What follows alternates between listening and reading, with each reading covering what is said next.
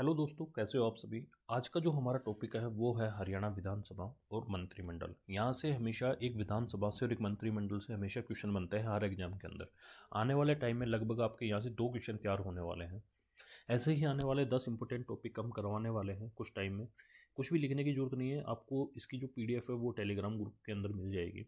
सिर्फ आपको इस वीडियो को 2 बार देखना है, उसके बाद आपको ये सारी चीज़ें याद हो जाएंगी। अब हम बात करते हैं विधानसभा के बारे में। तो पहला ही क्वेश्चन ये बनेगा कि विधानसभा कौन से आर्टिकल के अंदर आती है। तो ये 168 आर्टिकल के अंदर आती है। दूसरा क्वेश्चन बनेगा इसका कार्यकाल, तो 5 साल का कार्यकाल होता है।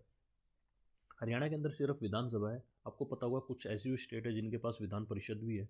तो आपसे अगर पूछा जाए परिषद का जो आर्टिकल पूछा जाए, तो आर्टिकल 169 के अंदर है इसका।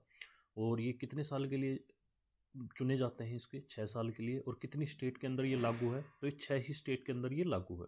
6 स्टेट कौन कौन सी है, कुंबात करके इसको याद रख सकते हो। के से कर्नाटका, यू से यूपी, एम से महाराष्ट्र, बी से बिहार, ए से आंध्र प्रदेश, टी से तेलंगाना। ये 6 स्टेट ऐसी है जहाँ पे विधान परिषद है।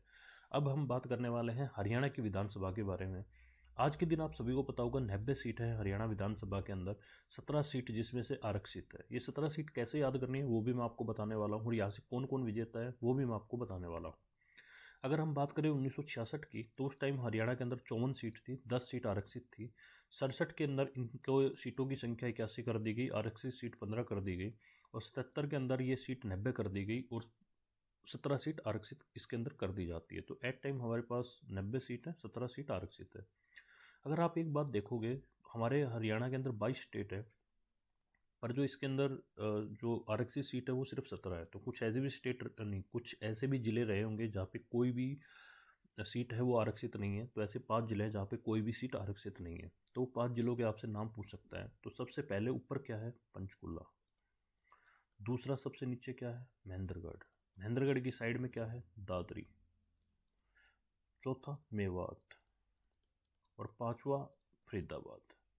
ये 5 ऐसे ज़िले हैं जहाँ पे कोई भी सीट आरक्षित नहीं है। अब हम आगे चलते हैं इस पे टॉपिक पे।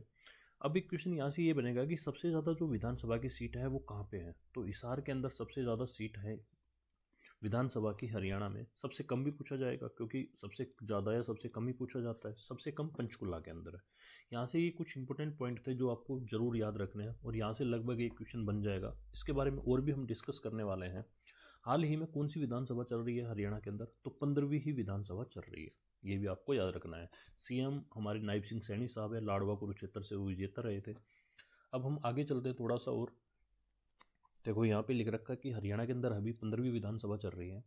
5 अक्टूबर 2024 को इसके चुनाव हुए थे। 8 अक्टूबर को इनका रिजल्ट आया था, और 17 अक्टूबर को शपथ ग्रहण की थी।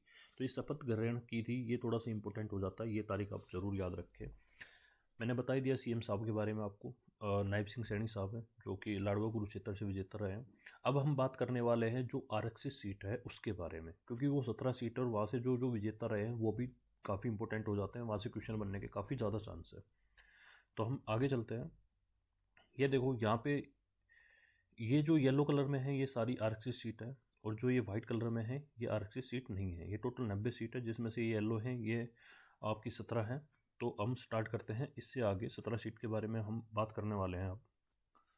तो सबसे पहले हम इनको याद कैसे करेंगे, वो बहुत ही इंपॉर्टेंट पॉइंट हो जाता है। तो आप ABCD से लिख के आप इनको याद कर सकते हो, क्योंकि इससे थोड़ा आसान रहेगा, आपको भी चीज़ें याद रहेंगी। जैसे बी पे आ जाओ। बी 2 पे आता है अल्फ़ाबेट में। 2 पे 2 है, बावल और भवानी खेड़ा।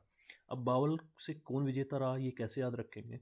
तो हरियाणा के अंदर सबसे ज़्यादा बावल किसने किया था, आपको पता होगा कुरुक्षेत्र का युद्ध हुआ था, 18 दिन तक चला था। तो उसमें जो मेन लीड कर रहे थे वो कौन थे, कृष्ण, भगवान कृष्ण। तो वहाँ से आप थोड़ा याद रख सकते हो, बवाल, बवाल से भगवान कृष्ण को आप याद रख सकते हो। अब आ जाता है भवानी खेड़ा। भवानी खेड़ा में वाल्मीकि, कपूर वाल्मीकि जी है। एक आता है गुहाला। गुहाला से आप देखोगे तो देवेंद्र हंस है। होडल, होडल से हरिंदर सिंह है। इसराना, इसराना से कृष्णलाल पवार है। झज्जर, झज्जर को आप याद रख सकते हो, झज्जर, झज्जर, जर आता है मतलब घर आता है लास्ट में।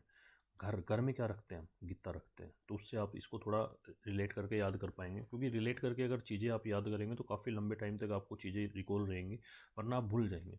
अब यहाँ पे आ जाता है कलावली।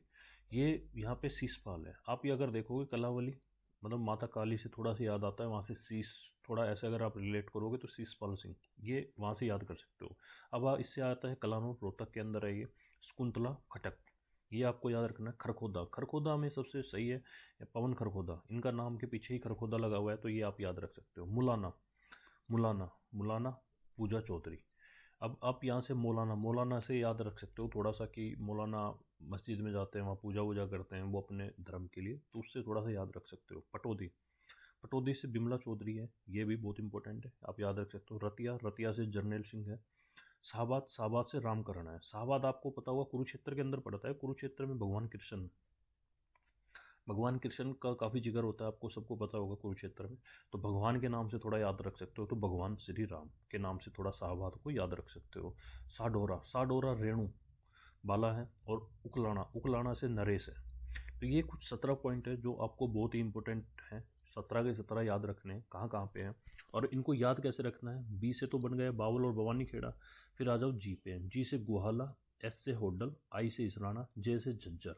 कलावली बन जाएगा आपका के से ही कलानौर बन जाएगा। जे के एल, एल से खलखोदा बन जाएगा। के से बन जाएगा खरखोदा, एम से मुलाना, पी से पटौदी, और आर से बन जाएगा रतिया, एस से शाहबाद, और एस से ही ये बन जाएगा साडोरा, और यू से कुलाना। तो ऐसे थोड़ा अल्फ़ाबेट से अगर आप याद करोगे तो काफ़ी हद तक आपको ये चीज़ें याद होंगी। और कैसे आपको आगे याद रखना है, कुछ कुछ तो मैंने बता दिया, कुछ कुछ अपने तरीके से आप रिलेट भी कर सकते हो, बाकी इनको आप रट्टा भी मार के याद कर सकते हो। अब हम आगे चलते हैं। अगर आपसे पूछा जाए कि जो 15वीं विधानसभा में मतदान हुए थे वहाँ सबसे ज़्यादा वोट कहाँ पे गिरे थे, तो सिरसा के अंदर सबसे ज़्यादा गिरे थे। अगर वो जगह पूछा जाए तो एलनाबाद था, उस जगह पे सबसे ज़्यादा वोट गिरे हैं। सबसे कम अगर आपसे पूछा जाए सबसे कम मतदान कहाँ पे हुआ था, तो फरीदाबाद के अंदर हुआ था। 15वीं विधानसभा के अंदर 13 महिलाओं ने जीता है, चुनाव जीता है। ये अब तक का सबसे बड़ा नंबर है, तो ये अब बहुत ही इंपॉर्टेंट हो जाता है। इसमें आपको पता होगा 13 में से 2 महिला मंत्रिमंडल के अंदर भी है, श्रुति चौधरी और आरती राव। श्रुति चौधरी तोसाम से हैं और आरती राव अटेली महेंद्रगढ़ से विजेता रही है। इनके पास जो जो विभाग है, आरती राव के पास स्वास्थ्य विभाग है, इनके बारे में भी हम आगे बात करने वाले हैं। तो ये काफ़ी इंपॉर्टेंट पॉइंट है। यहाँ से आगे चलते हैं। अब हम बात कर लेते हैं राज्यपाल। हरियाणा के जो राज्यपाल हैं वो कौन है, तो बंडारू दत्तात्रेय हरियाणा के राज्यपाल हैं। अध्यक्ष, अध्यक्ष पे क्वेश्चन हमेशा बनता ही बनता है, या तो हाल ही का पूछा जाएगा या पहला पूछा जाएगा। पहला और हाल ही का हमेशा याद रखना है। हरविंदर कल्याण सिंह गरोदा से ये हैं। और पहला अगर आपसे पूछा जाता है तो सन्नो देवी थी। अगर पहली महिला भी पूछी जाए तो सन्नो देवी थी। और आपसे अगर पहला पुरुष पूछा जाता है तो राव वीरेंद्र सिंह थे। ये आपको ज़रूर याद रखना है, बहुत ही इंपॉर्टेंट क्वेश्चन है। 100% चांस है इसके आने के, क्योंकि ये क्वेश्चन हमेशा भी हर एग्जाम के अंदर लगभग टाइम देखने को मिला है हरियाणा के। अब अगर हम उपाध्यक्ष की बात करते हैं तो एक कृष्ण लाल जी हैं जो जिंद से हैं। और अगर आपसे पहला अगर उपाध्यक्ष पूछ लिया जाता है तो मुल्तान सिंह है, मुल्तान सिंह। ये बहुत इंपॉर्टेंट है, पहला आप जरूर याद रखें। विधानसभा के सचिव अगर आपसे पूछे जाते हैं तो राजेंद्र कुमार है। यहाँ से ये कुछ पॉइंट इंपॉर्टेंट थे जो आपको याद रखने हैं। सीएम साहब आपको पता ही है, नायब सिंह सैनी साहब है, लाडवा कुरुक्षेत्र से विजेता रहे हैं। अगर आप इस वीडियो को 2 बार भी कर लेते हैं तो मेरे ख्याल से आपको ये सारी चीज़ें याद हो जाएंगी। अब हम अपना दूसरा जो टॉपिक है मंत्रिमंडल, उसके बारे में बात करते हैं।